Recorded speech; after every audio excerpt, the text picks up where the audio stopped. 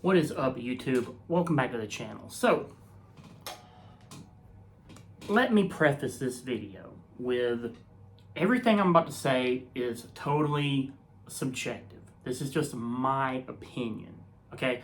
Nothing in this video is factual or has any kind of like rooted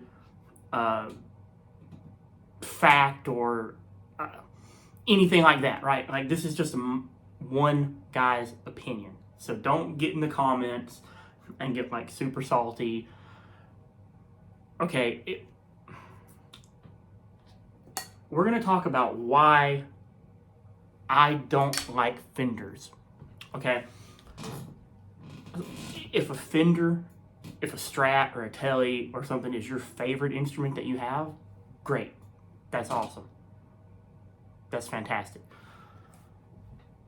I'm not saying Fenders are garbage or that they're not good or they suck or anything like that. I'm not saying that. I'm just going to, in this video, talk about why I don't particularly like Fender guitars specifically. I don't like Fender basses. As you can see, I have a P bass. Fender basses are fine, but we're gonna get into it. So here we go. This is my Strat, and it is a 2009 US Strat, and I've never made like a fully dedicated video about this guitar. And part of the reason I haven't is because I kind of just don't care. I have it, and the way that I look at this guitar is it's kind of like my studio is kind of like a toolbox, and it's full of tools. And this just happens to be one of the tools in the toolbox. And sometimes I need this for a particular gig. I have a gig coming up in a couple of months that I'll probably be playing this a lot on. I'll have a bunch of pop tunes and a big, swath of cover material that I'm gonna have to learn. And a lot of it's gonna be probably like 80s stuff or like modern pop tunes. And this is gonna really work. It's really gonna fit in that slot. And that's why I have it. Kind of the same thing with the bass. Like, I have a studio. I need a bass. I have this one. I got it for a really good deal. I've done some tweaks and some mods to it to make it play how I like. And it sounds good, recorded, and it's a really good tool. And to me, Fender instruments feel more like tools. They're, again, my opinion, they're not very inspiring to me. Everyone knows on this channel, I mean, you see the hat, you see what's behind me on the wall, like, everyone knows that I'm a Gibson fan. I really like Gibsons. I've owned a bunch of Gibson guitars over the years. I've owned a lot of Les Pauls, an SG, Gibson acoustics. I have a Gibson acoustic and an Epiphone acoustic hanging on the wall over there. Like, to me, as a luthier, someone that works on instruments all the time, someone that does a lot of tech work on instruments, I'm also a classical musician. I grew up playing viola, and I worked and still do work on violins and violas and cellos and stuff some, but primarily just guitars now. But for 14 years, I worked on violins and violas every day. And I come from that world of like instruments built like instruments, if that makes any sense. Carved wood, glued in necks. That's kind of why I don't really like Fenders a whole lot.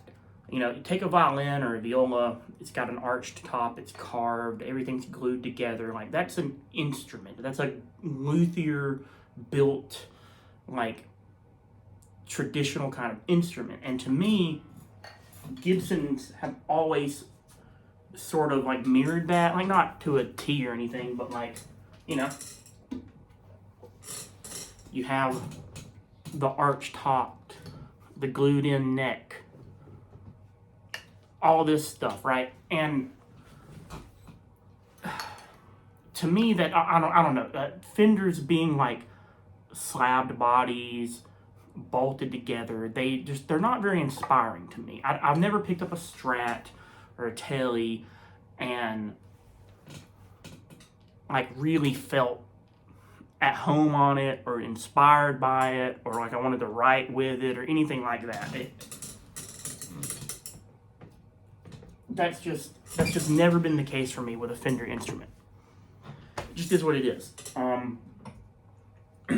So the only reason I picked this one up is because as a gigging musician, I noticed that there was a little gap in kind of my arsenal, if you will, and that sometimes a Les Paul just wasn't working for what I was getting booked for, or the gig I had, or something like that. Or you're in the studio and you want something kind of different. I was always borrowing a Tele from a buddy of mine or borrowing a Strat from a buddy of mine here and there to like do little things in the studio with. So I thought, I should probably just pick one up on my, eventually just pick one up and have it. And so I found this and I did. And this guitar is like very highly modified, and I'm not really going to get into that today. Eventually I will make a just like dedicated video to this Strat and all the mods it has and everything, because as far as Fender guitars do go, this is my favorite one I've ever come across. I've owned a Tele before, I've owned a couple other Strats, and they came and they went. And I even put this Strat up for sale not too long ago because I just wasn't doing any kind of gigs where I felt like I needed it, and it was just kind of sitting around. And I kind of had the bug for like an SG, and I really wanted to pick up another SG. But I've just decided to keep it because I do have a gig coming up soon that I'm probably going to use it a lot on, and it does something very different than the Les Pauls do. And so now we're just going to talk about the things that I kind of don't like about a Fender guitar. So, Fenders have the longer scale length, 25.5 inch scale. Gibsons typically have the 24 3/4 inch scale. I prefer that. The strings are a little looser, they're a little easier to bend. I don't have the biggest hands, so sometimes the chord stretches are a little irritating on a guitar like this. A lot of Fenders only have 21 frets. This one has 22, which is why another reason I like it and do have it. But a lot of the more vintage ones only have 21 frets. I don't like that. I actually do use the 22nd fret sometimes. This note right here is a D, and I play and drop D a lot.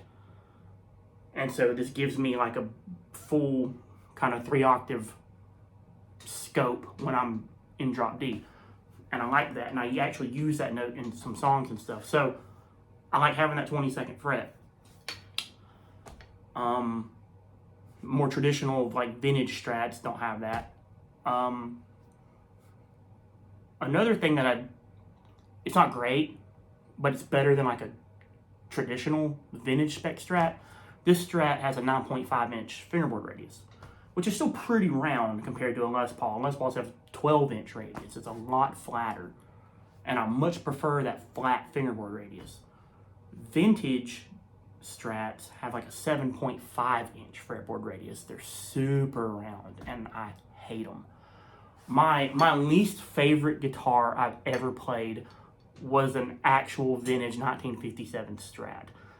I picked it up, and the neck was V-shaped, and it had that 7.5 inch radius, and I just, for the life of me, couldn't understand why anyone would like that. I was like, I don't get it. I don't get it. I thought it was awful. That's like my big thing, is the necks. I just do not like Fender necks. This one's okay. Again, like I said, not my favorite neck in the world, but it's okay. This one has the nitrocellulose lacquer on the fretboard and the neck, which does make it feel a little more like a Gibson. But a lot of Strats don't have that, especially rosewood fretboard Strats, which I don't like because they don't have that. Most rosewood fretboard Strats, the rosewood is just raw wood, which that's fine, but they don't nitro the back of the neck either. They just leave it like satined or something, or like raw wood, or it's oiled or whatever. I don't know. I don't like that. I like the lacquered Strat necks. So when it does come to finding a Fender guitar that I'm gonna like kind of like, it's very specific. I had to find one that had very specific set of specs that didn't get on my nerves. You know, the lacquered neck, the flatter fretboard radius. Also, I'm just not a huge fan of single coils. They don't really do a whole lot for me. Like I said, there's very few gigs I'm gonna want a single coil on. They hum. They don't sound full enough for me. The middle pickup on this is like completely useless. I never use this. It's just not a tone I like or care about using or anything like that. I pretty much am on the neck pickup like 95% of the time on a Strat. And then when I do go to the bridge pickup, I wish this was a humbucker and not a single coil. Every time I go to it, I'm like, ugh, this sounds real thin. So I probably am going to do a mod and swap this out soon. This is probably going to get turned into a... If I don't just like completely redo it all and drop a full-size humbucker in here, I know I like Hot Rails. I've put Hot Rails in Strats and Tellys before, and those sound good. So I might just drop a Seymour Duncan Hot Rails in here and see how that works, so I don't have to just change out the whole pick guard and everything. But the bridge single coil does not sound that good. I just don't think it does. I don't think it does when I play it. Let me say that. I've heard other people play Strats, and I'm like, man, that tone sounds great. And then when I plug into a Strat and I go here, I'm like, I can't get the sound out of it that they're getting, you know. And that is that whole like tone is in the hands thing or whatever. I think that's a little bogus, but there's like a little nugget of truth to it, because you can go to someone's guitar rig and it might sound great when they're using it, and then when you go to play it, it doesn't sound the same, it doesn't feel the same, and you're like, man, how can they play like this? But it's just that they're used to that rig, and they're used to navigating the quirks of their specific rig to get the sound that they get. And when it comes to Strats, I'm just, it's not me. I'm not a Strat guy. So this is a very utilitarian thing for me. It's a tool in the toolbox. I have it if I need it. But again, I'm not particularly inspired by it. I don't like the trim. I'm never going to use it. The only thing that it does is get on my nerves, because it does this. You hear that? The springs vibrating. So if you palm mute, hear that? The springs just vibrate in the back. So, and these have this, I will talk about this, this has noiseless springs in the back. So they make even less noise than like a traditional, just standard spring would make. But they still make some noise, even though they're noiseless springs. So I usually wind up packing the back cavity full of foam. I tighten the springs all the way down so the bridge won't move, because I don't want the bridge to move. I absolutely hate, and this is going to be a controversial opinion here, but I hate the 6-saddle bridges. I hate them. They're a pain to adjust. On a Tune-o-matic bridge, once you get the intonation set, if you want to adjust your string height, it's just 2 posts, and you can adjust the whole thing. You can adjust it like this, or bring it all down evenly. It's so easy to adjust your action on the fly with a Tune-o-matic bridge. If I'm at a show and I'm just like, oh man, action feels a little high today for some reason, I can just, done with my hands. I don't even need a tool. You can't do that with this. You have to adjust each one of these daggum things individually. Again, I know some people like that. I don't. The biggest thing, though, is this control layout. I just absolutely loathe it. I cannot stand this control layout.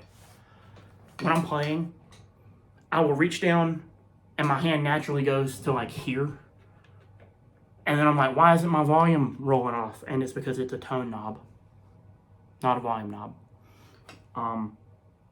This knob is way too close. I hit it all the time when I'm playing, or I just miss it completely because it's way too close. I just overshoot it, so I can't get to it. The switch is in a weird spot. I'm so used to playing Les Pauls. I'll be playing, and I'll go to switch pickups, and I'll do like this, and nothing happens. It's just muscle memory at this point. My hand just knows this is where the switch is, and it's not. Also, the two tone knobs, I'm like, why do I need two tone knobs on a Strat? I don't know. It's like, there's just enough going on to make it goofy and like not ergonomical and like not a layout that makes sense. Like on a Les Paul, it's like you got two pickups. Each pickup has two knobs, a volume and a tone for each pickup, and you got to switch. That all is like cool. Yeah, I get it. This is like, this one works for these two, this one works for this one, the volume knob works for all of them. Like, okay, I don't know. That, I said, it just seems like this stuff is all crammed in way too close together. I don't like it. The middle pickup is just in my way. If you can see on mine, like I've got the middle pickup lowered pretty much all the way into the pick guard, so I just won't hit it when I'm strumming. I'm not a big fan of the neck heel, like it's not great. I'm not a super big fan of bolt-on necks. Again, there's just a lot of things here that I'm not a fan of, that I don't really dig. And if you do like all that stuff, that's fine. I just, I was thinking about Strats. And sometimes people will not like something, and they won't really know why they don't like it. They'll just know they don't like it. And so I was kind of breaking it down. I was like, why don't I like Strats? How come I don't like Strats? And so that was kind of the point of this video, was just if you have an instrument you like, maybe you don't like Les Pauls, that's fine. If you don't like an instrument, sit down and kind of think it through, like, why don't I like it? Because you might run into something that you didn't think of, or you might come to the conclusion that, like, oh, I really actually do like this. The only reason I don't like it is because somebody told me not to like it, or the internet said I shouldn't like it, or whatever, I'm not telling you not to like Strats. Like I said, if a Strat or a Tele is your favorite guitar and that's what gets you inspired to play and to write and all that stuff, that's awesome. Great. Fantastic. But if you don't like a Strat, or you don't like a Les Paul, or whatever it might be, think it through. Think about why you don't like it. And test yourself. Like, if you can get one, I'm not saying go out and buy an American Strat like I did. I just got a really good deal on this. Go buy you a nice Squire.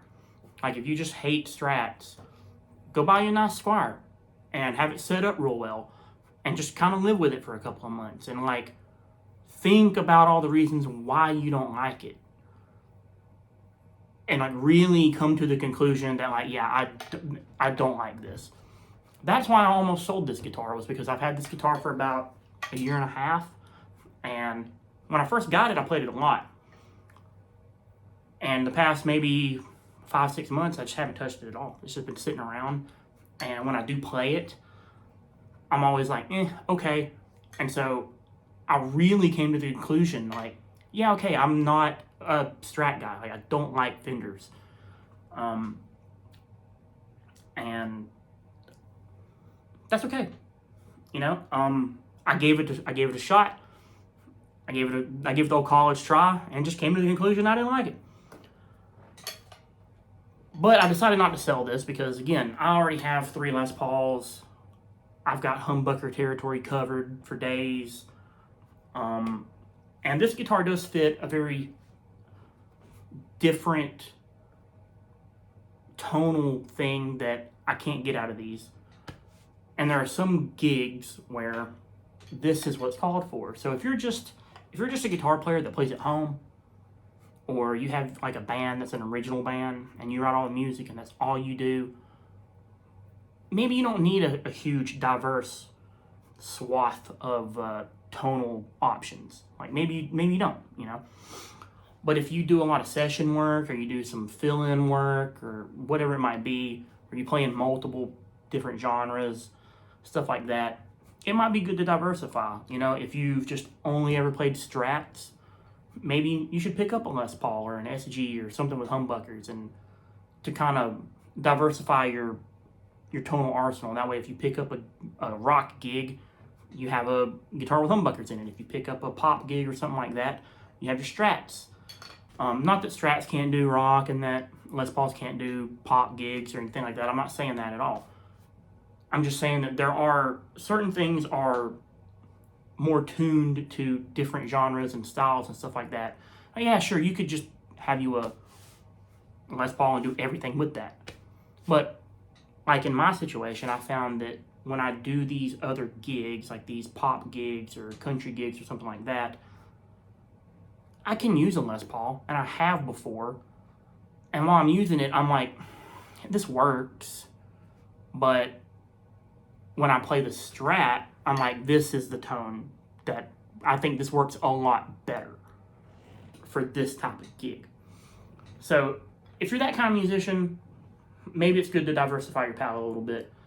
You know, get you a Strat or Tele, get you a Les Paul or an SG. Kind of have some options. Same with your amp. You know, have you an amp that can cover a lot of ground. You know, I love one-channel Marshall JCM 800s, but they're not the most versatile amps in the world. You kind of set them and they do that thing, right?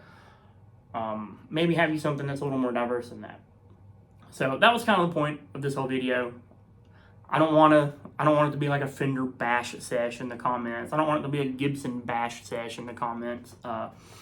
Again, I'm not telling you not to like a Strat. I'm not saying Gibsons are better than Fenders or anything like that.